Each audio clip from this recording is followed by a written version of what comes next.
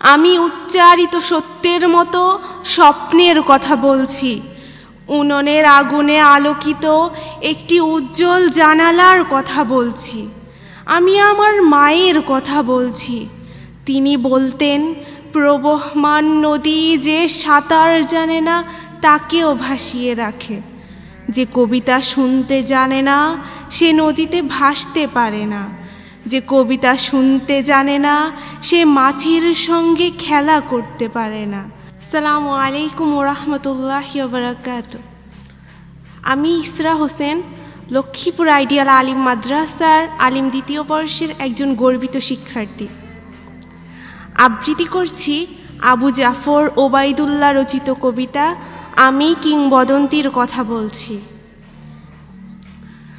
আমি কিংবদন্তির কথা বলছি, আমি আমার পূর্বপুরুষের কথা বলছি। তার করতলে পলিমাটির সৌরভ ছিল, তার পিঠে রক্ত জবার মতো ক্ষত ছিল। তিনি অতিক্রান্ত পাহাড়ের কথা বলতেন, অরণ্য এবং সাপদের কথা বলতেন, পতিত জমি আবাদের কথা বলতেন। তিনি কবি এবং কবিতার কথা বলতেন।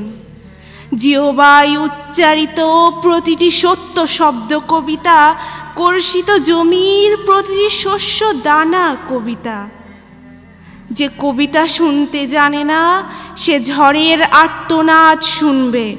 যে কবিতা শুনতে জানে না সে দিগন্তের অধিকার থেকে বঞ্চিত হবে। যে কবিতা শুনতে জানে না সে আজন্ম কৃতদাস থেকে যাবে। আমি উচ্চারিত সত্যের মতো স্বপ্নের কথা বলছি। উনুনের আগুনে আলোকিত একটি উজ্জ্বল জানালার কথা বলছি। আমি আমার মায়ের কথা বলছি। তিনি বলতেন, প্রবহমান নদী যে সাঁতার জানে না তাকেও ভাসিয়ে রাখে। যে কবিতা শুনতে জানে না সে নদীতে ভাসতে পারে না। যে কবিতা শুনতে জানে না সে মাছির সঙ্গে খেলা করতে পারে না।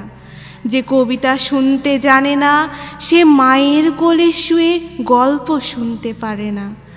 আমি কিংবদন্তির কথা বলছি, আমি আমার পূর্বপুরুষের কথা বলছি।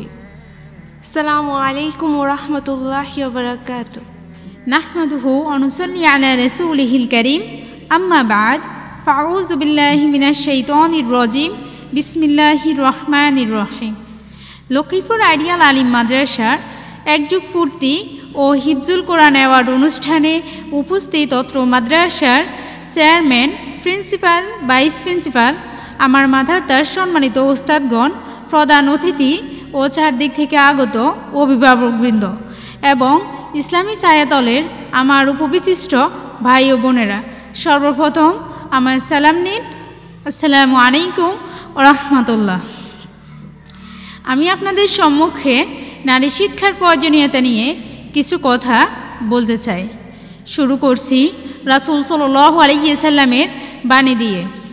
তিনি বলেছেন, তলাবুল ইলমি ফারিদাতুন আলা কুল্লি মুসলিম, অর্থাৎ জ্ঞান অর্জন করা সকল নরনারীর উপর ফরজ। ইসলাম নারী পুরুষ উভয়ের মধ্যে কোনো পার্থক্য না করে উভয়কে সমভাবে জ্ঞান অর্জনের আদেশ করেছে। কোরআনের নির্দেশ ও তাই। কোরআন সকল পাঠককেই আদেশ করেছে পড়তে, চিন্তা, গবেষণা ও অনুধাবন করতে, এমনকি বিশ্ব প্রকৃতির মাঝে লুকায়িত বিভিন্ন নির্দেশন থেকে শিক্ষা গ্রহণ করতে। হাদিস দ্বারা সুস্পষ্ট প্রমাণিত, নবী করিম সাল্লাল্লাহু আলাইহি ওয়াসাল্লাম নারীদের শিক্ষাদান করতেন এবং শিক্ষার প্রতি উৎসাহিত করতেন। যেমন আম্মাজান আয়েশা রাদিয়াল্লাহু তাআলা ছিলেন ইসলামে নারী শিক্ষার অগ্রদূত এবং তিনি ছিলেন একজন মুহাদ্দিস ও ফকহি। মহান আল্লাহ তার রাসূলের প্রতি ওহী নাজিলের প্রথম শব্দ ইকর, অর্থাৎ পড়ো।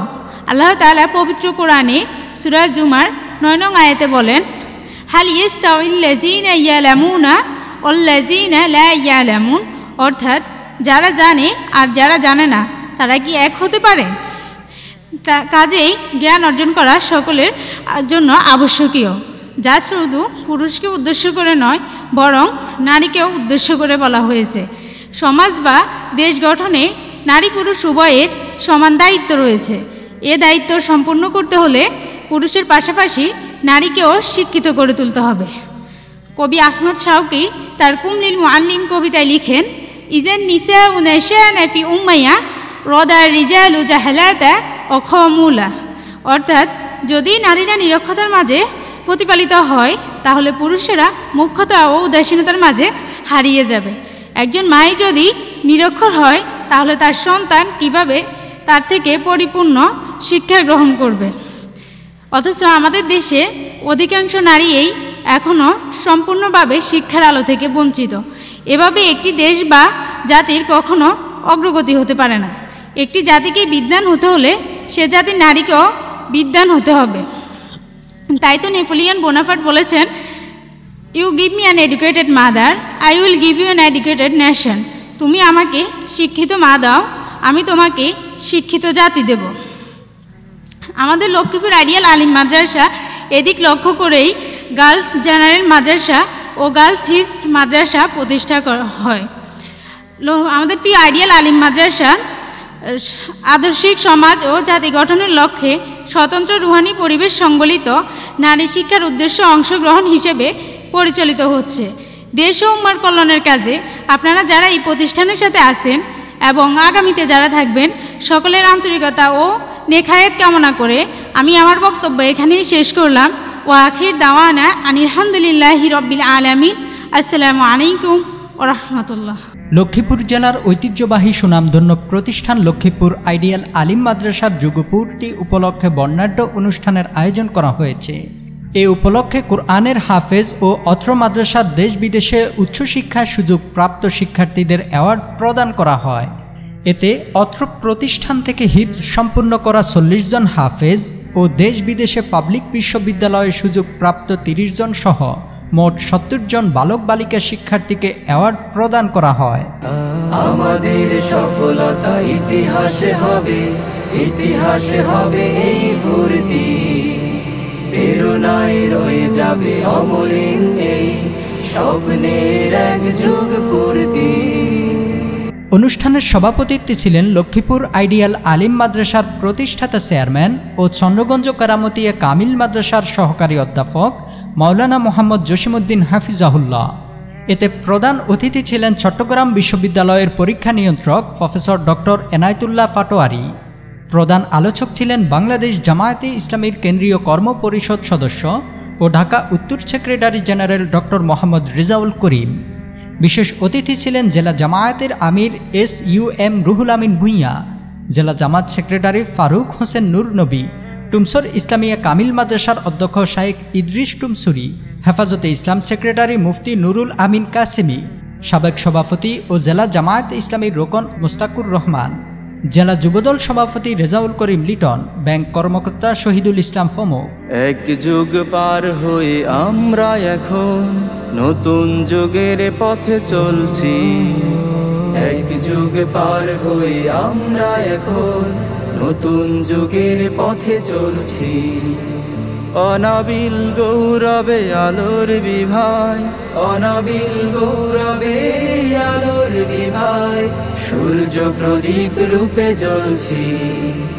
জাগাবো নতুন দিন এই প্রত্যাশা, জাগাবো নতুন দিন এই প্রত্যাশা।